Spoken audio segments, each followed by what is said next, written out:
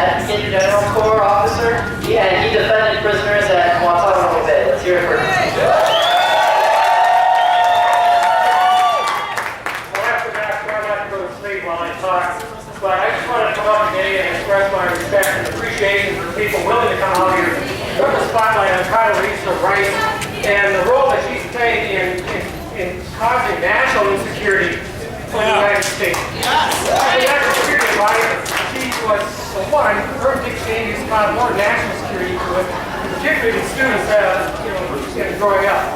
So I just want to say thank you to people coming out here, but I want to read a first quote from Eisenhower, another military officer. Let me tell you also that many military officers, first of all, we take an oath to defend the Constitution of the United States. Condoleezza Rice and Dick Cheney made us compromise that oath. Right. Many prominent military officers recognize that, retired military officers like Lieutenant General William Odom, who formerly was head of Defense Intelligence Agency. So, we've lost a lot, the military lost a lot because of Condoleezza Rice and her partner Dick Cheney. So let me just read from what Eisenhower said very shortly. In the Council of Government, we must guard against the acquisition of unwarranted influence, whether sought or unsought, by the military-industrial complex. Potential for the disastrous rise in misplaced power exists and will persist. Condoleezza Rice and Dick Cheney minimize the harm that Eisenhower anticipated coming from the military-industrial complex. Eisenhower went on to say that only alert and knowledgeable citizens can guard against this misplaced power. And that's what this gathering, that's what this group here represents to me today. The alert and knowledgeable citizens that are bringing accountability to Condoleezza Rice and the policies that her change brought about. So I want to thank you for that.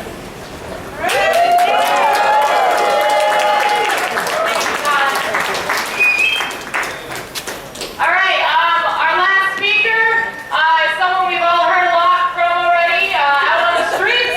Sabri Wazwaz is a member of the Anti-War Committee here in Minneapolis. He's one of the best chanters that I know, one of the best Palestinian American activists that I know, and is consistently and courageously opposed to war in this country and has spoken out and fought back for a very fucking long time. So give it up for Sabri. Thanks for coming out, everybody. So you've heard from all the great speakers today, and if you think giving her Condoleezza Rice $150,000 is enough to piss you off, imagine how much money they spent just in the first war that Condoleezza Rice was part of when they invaded Iraq, a country that had nothing to do with 9/11. By the way, do you know the person that they put in charge of the 9/11 investigation was George Bush's nephew, Michael Bush? If you didn't know that, well, now you know. They spent in the first month alone that they attacked Iraq, the first month alone, $320 billion to invade a country that had nothing to do with 9/11. To give you an idea, Cornell West used mathematics and said that's enough money to give 9 million United States college students a 4-year scholarship. 9 million! That's just the first month alone. So just imagine how much it costed up until now. That's right.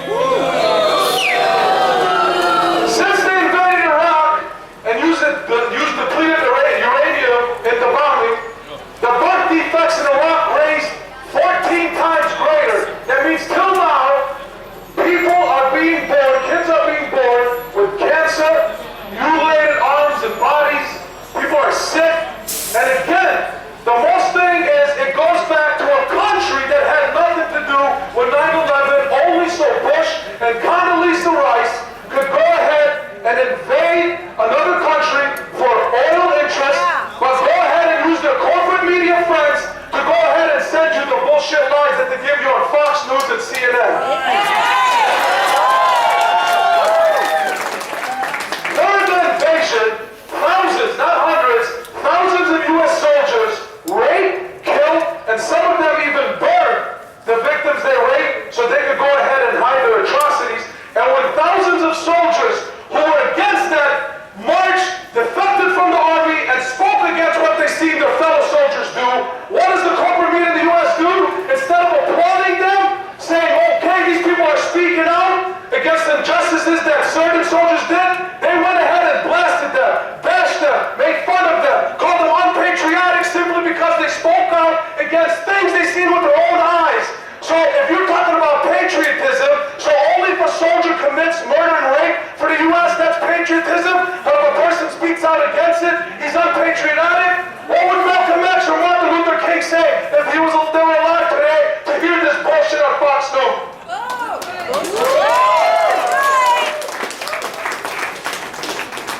Always, over and over and over. All Bush says, all Condoleezza Rice says is, oh, we made a mistake. There was no weapons of mass destruction. We made a mistake. Our intention was to remove the weapons of mass destruction. Yeah, it's funny because the corporate media in this country don't remind you, in case some of you don't know, the United States put Saddam in power. You could go online and find pictures of former Secretary of State Donald Rumsfeld having tea with Saddam Hussein. Yeah. They funded Iran in their war. They gave Saddam his chemical weapons. I bet a lot of you don't even know that the U.S. supported and funded the Taliban every single year, $120 million a year. Now keep in mind, as a Muslim, I'm against what the Taliban do, but I'm also wanting to know, why did the U.S. wait until only they wanted to remove the Taliban to suddenly expose the Taliban on their national news? Why haven't they told you about it in the 80s and 90s when they were funding them, when they were supporting them, when they turned a blind eye?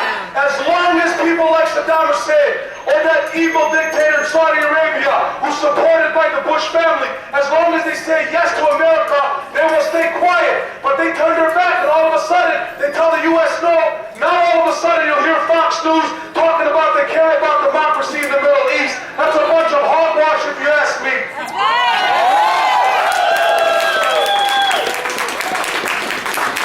Isn't it peculiar that when the U.S. attacked Afghanistan, it turns out that they recently found out just before they dropped the war to attack Afghanistan that there's more lithium. Anybody has a smartphone? All the laptops and smartphones, everything that we use, those devices need lithium for the batteries. Jesse Ventura came on CNN, and it's a true fact. He brought the sources, and it turns out that there's more lithium in Afghanistan alone than the rest of the entire world. So you tell me, is that kind of a coincidence that all of a sudden the U.S. wanted to invade Afghanistan? No! The U.S. claims that they support democracy in the Middle East, yet in Jordan, where it is the home of the second biggest CIA office in the world, the king is a dictator. People have to put his picture all over. His posters are blasted all over Jordan. If anybody simple makes a peaceful protest in Jordan, they're jailed, they're beaten, and keep in mind, this is done with the support of the United States of America. People can't simply speak up, walk in the streets of Jordan, and speak up and ask for the dictator to go down. Because the CIA office, the second biggest in the world, is in Jordan.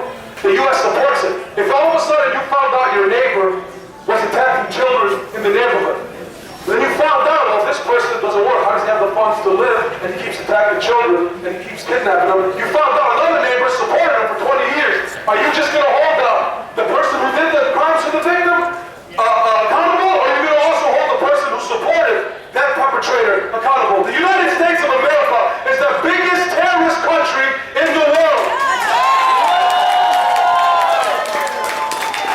Take out a dollar bill. Take out a dollar bill.